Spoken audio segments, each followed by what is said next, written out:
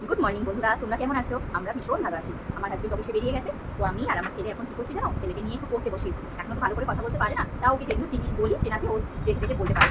তো ওই করছি, রান্নাবাড়িতে সকালেই হয়ে গেছে। আবার আজকে জানো তো আমাদের একটা বিয়ে বাড়ি আছে, তাই জন্য আমার হাজবেন্ড একটু তাড়াতাড়ি চলে আসবে। তো বিয়ে বাড়ি পুরো ব্লগটা চেষ্টা করবো তোমাদেরকে শেয়ার করার। এইদিকে দেখো আমার ছেলে আমাকে কত আদর করছে, চুলগুলোকে সামনে এনে আমার মুখে চুমু দিচ্ছে।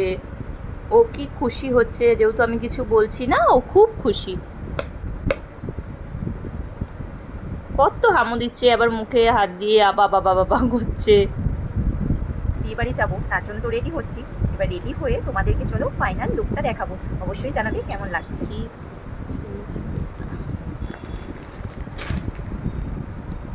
এই দেখো কেমন লাগছে, তোমরা কিন্তু অবশ্যই জানাবে। জানো তো আমি না নিজে সাজটাই পছন্দ করি, কোনো পার্লার দিয়ে সাজলে না আমার ঠিক পোষায় না।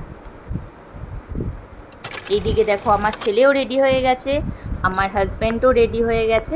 আমার ছেলে আর হাজব্যান্ড দুজনকেই কেমন লাগছে অবশ্যই জানাবে, তার সাথে আমাকে তো জানাবেই কেমন লাগছে। যতক্ষণ না বেরোচ্ছি ততক্ষণ মনে হয় কি একটু আয়নায় দেখি, সব মেয়েদেরই হয় এটা আমি জানি, একটু আয়নায় দেখি, একটু ফটো তুলি, একটু ভিডিও করি, তাই তোমাদেরকেও শেয়ার করলাম। এই দেখো আমরা বেরিয়ে পড়েছি রাস্তায়। রাস্তায় বেরিয়ে এবার আমরা যাব, এবার তিনজন নিয়ে একটু ভিডিও করে নিলাম। রাস্তা দিয়ে যাচ্ছি, এবার গিয়ে আমরা এই যে দেখো বিয়ে বাড়িতে পৌঁছে গেছি। বিয়ে বাড়িতে পৌঁছে গিয়ে দেখলাম আমরা অনেকটাই তাড়াতাড়ি চলে এসেছি, তখনও নতুন বউ যে সে আসেনি। তো আমরা একটু বসছিলাম, আমার ছেলের হাতে এরকম একটা ফুচকা দিয়েছিলাম, ফুচকার ওখান থেকে। এবার কি বলতো, এই যে দেখো বউ চলে এসছে, খুব সুন্দর লাগছে না? এই দিনটা এমনই যে প্রত্যেকটা মেয়েকেই খুব সুন্দর লাগে। তারপরে আমরা এই দেখো গিফট নিয়ে গিফটটা দিতে চলে গেলাম। এবার যখনই ভিডিও করছিলাম তখনই আমার ক্যামেরাটা হঠাৎ করে কেমন একটু ঝাপসা ঝাপসা হয়ে গেছিল। তারপরে আমরা ফুচকা খেলাম। এই যে আমার শাশুড়ি মা, এই যে আমার হাজবেন্ড, আমার ছেলে, আমিও ছিলাম। আমাকে কেউ ভিডিও করে দেয়নি, আমি সবারটা করেছি। এই দেখো স্টার্টারে ছিল তন্দুরি চিকেন আর চিকেন রেশমি কাবাব, তো তা একটু নিয়ে নিলাম। ভীষণ ভালো হয়েছিল, ভীষণই ভালো লাগছিল খেতে। আর কি ছিল বলো তো, আম পান্না ছিল। কফি করা হয়নি, কিন্তু আম পান্নাটাও খুবই ভালো ছিল। আমার ছেলে খেয়েছে কি বলো তো, সব থেকে বেশি খেয়েছে স্ট্রটা, চাবিয়ে চাবিয়ে একদম খেয়ে নিয়েছে। তারপরে দেখো অনেক লোক চলে এসছে, আমরা যখন গেছিলাম ফাঁকা ফাঁকা ছিল।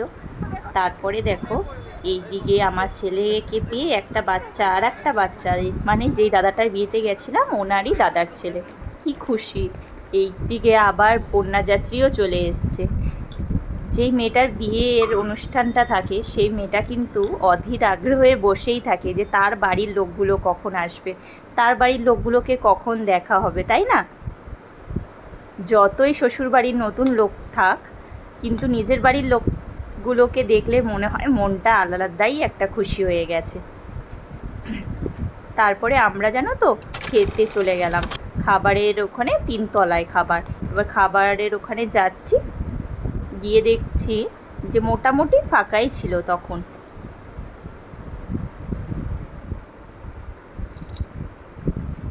কি বলো তো, বাচ্চা নিয়ে খাবো তো একটু ভিড়ভাট্টা হয়ে গেলে দাঁড়িয়ে তো খাওয়া যায় না।